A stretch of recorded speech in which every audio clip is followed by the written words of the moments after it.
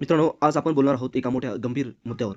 मुंबई उच्च न्यायालयाच्या लिपिक भरतीत आरक्षण नाही. हो मित्रांनो, नुकत्याच जाहीर झालेल्या लिपिक भरती जाहिरातीमध्ये अनुसूचित जाती, अनुसूचित जमाती आणि इतर मागासवर्गासाठी आरक्षणाचा उल्लेख नाही. यामुळे सध्या मोठा वाद निर्माण झाला आहे. आज आपण या बातमीचा सविस्तर अर्थ, विद्यार्थ्यांचे प्रश्न आणि कोर्टात काय घडत आहे, हे समजून घेणार आहोत. यामध्ये मुंबई उच्च न्यायालयाने नुकतीच लिपिक भरती जाहिरात प्रसिद्ध केली, पण या जाहिरातीत आरक्षणाविषयी एकही शब्द नाही.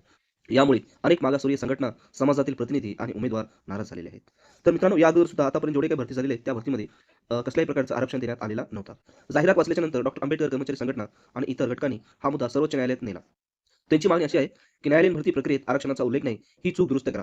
सामाजिक न्याय आणि समान संधी देण्यासाठी भारतात आरक्षण व्यवस्था आहे. सरकारी नोकरी, शिक्षण, सेवा सगळीकडे ही व्यवस्था लागू आहे.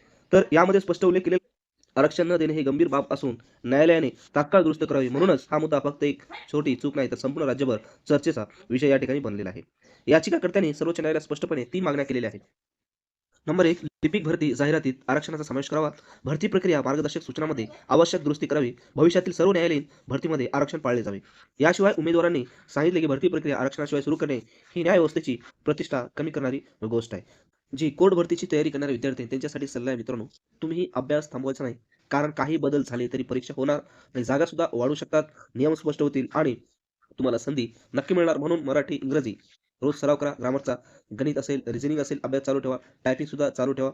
तर वाद येतो जातो, पण तयारी करणारा विद्यार्थी कधीच हारत नाही. जर तुम्हाला ही माहिती उपयोगी वाटली असेल, तर लाईक करा, शेअर करा आणि अशाच अपडेट्ससाठी आपल्या चॅनलला सबस्क्राईब करा.